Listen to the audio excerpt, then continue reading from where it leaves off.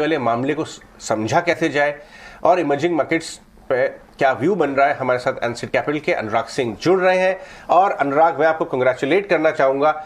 पिछले 10 दिन में जब आप हमारे शो पे आए थे और आपने कहा था अब यहां से अगर गिरा तो मैं यूएस मार्केट खरीदना शुरू कर दूंगा, उस दिन के बाद ज्यादा गिरा नहीं है। क्या आपने डिप्लॉय करना शुरू कर दिया? जी अजय, गुड मॉर्निंग। पहले तो आपको मानसी, डिम्पी, सबको दिवाली की शुभकामनाएं। और आई थिंक जो पैनल पर नहीं है अभी, Kavita, Mansi and Pooja, I think उनको भी शुभकामनाएं। सो आप लोगों ने बहुत ही यूजफुल चैनल खड़ा किया है और आई थिंक बहुत ही एकदम सेंसिबल बातें होती हैं। तो आई थिंक शुभकामनाएं, ढेरों शुभकामनाएं आपको भी। तो यस अजय, देखिए, एक एक वैल्यू इमर्ज हो जाती है एक लेवल पे मार्केट्स में। और मेरा कहना ये था कि इस लेवल पे या और अबाउट 100, 200, 300 पॉइंट नीचे, उसके ऊपर देखिए इतना स्ट्रॉन्ग वैल्यू इमर्ज हो रही है। और अगर हम सेक्टोरली देखें तो बहुत ही ज्यादा, बिकॉज अगेन इसमें भी अबाउट 30% टेक्नोलॉजी का वेटेज है। टेक्नोलॉजी एंड कॉम सर्विसेज का अबाउट 35% वेटेज है इवन ऑन दिस S&P। तो बहुत डिफरेंट है यूएस का मार्केट कंपेयर टू जो इंडियन मार्केट में अभी सिचुएशन है। तो यहाँ तो बहुत वैल्यूएबल सेक्टर्स हैं और अच्छी वैल्यू पर हैं और रियली स्टील है। तो डिप्लॉय मैंने 10% किया है अजय। तो now I am 50% cash and 50% deployed and I am okay to deploy within this range, 10 plus minus 10%. I'm okay to deploy another 30% more. So I'll be broadly, I'm looking at 80% getting in broadly at these levels. And इसके बाद अगर गिरता है तो Ajay, I don't mind। अगर और 10-15% गिर जाता है तो देखिए वो, I think that's a fair deal। वो नहीं भी गिर सकता है।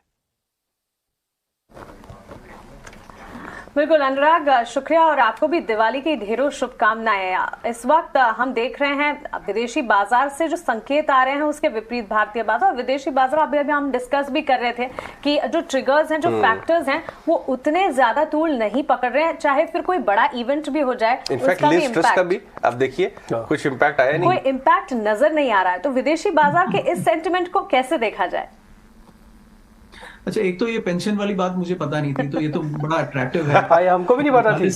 देखिए हम यहाँ पे वही बातें लेके आते हैं, डिम्पी को पता है, हाईलाइट जो जो प्राइस में नहीं है।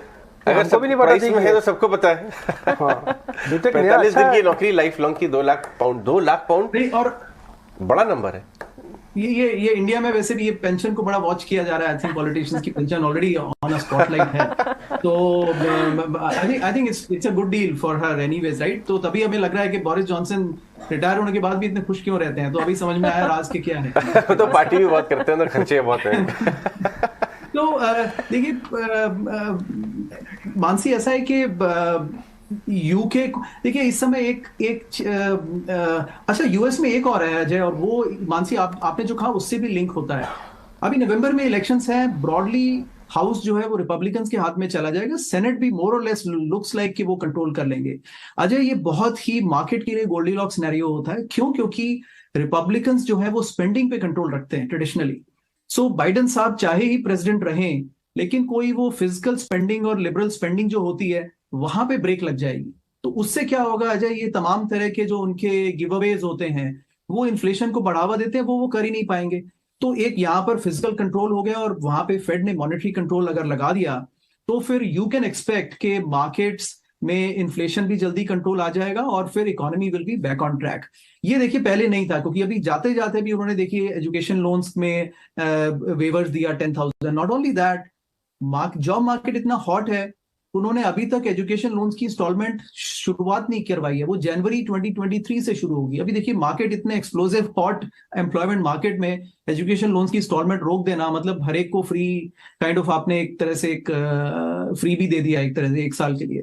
तो I think those kind of issues will go away. Now coming back to UK, देखिए आई थिंक एक चीज क्लियर है कि ये अब जो 2 साल की पार्टी करके पॉलिटिशियंस को, I think they will have to go back to people and tell them कि देखिए एक लिमिटेशन है हमारी भी, हम एक फिजिकल प्रूडेंस अभी हमें करनी पड़ेगी।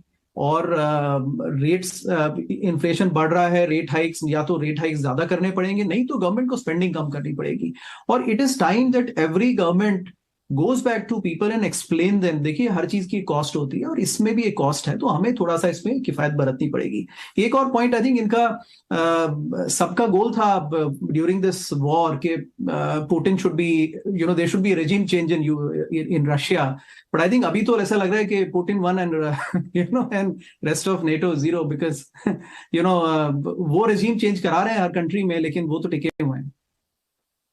अनुराग, एक और बात, कल जो डेटा आया यूएस होम सेल्स 8वें महीने गिरी है, सितंबर में भी अच्छी खासी गिरी। फाइनली होम प्राइसेस, आपके शेल्टर रेंट प्राइसेस, क्या ये टॉप आउट हो रहे हैं? जो इंटेंशन था रेट हाइक करके, जिसको इंजीनियर किया गया स्लो डाउन, क्या फाइनली वो हो गया?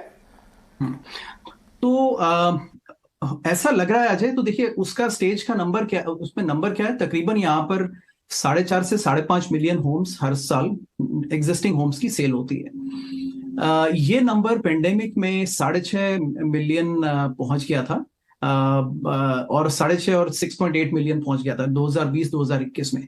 अब ये प्रोजेक्टेड नंबर इस साल का तकरीबन 4.7 मिलियन पे वापस आ रहा है, विच मीन्स ये बैक टू नॉर्मलसी, एटलीस्ट घर जितने वॉल्यूम बिकता है वो एटलीस्ट नॉर्मलसी पे आ रहा है।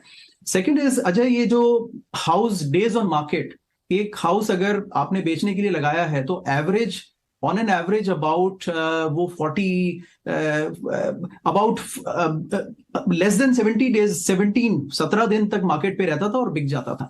अभी वो ड्यूरेशन बढ़ना शुरू हो गया, अबाउट 1 महीने से ऊपर चला गया। That's also a good sign.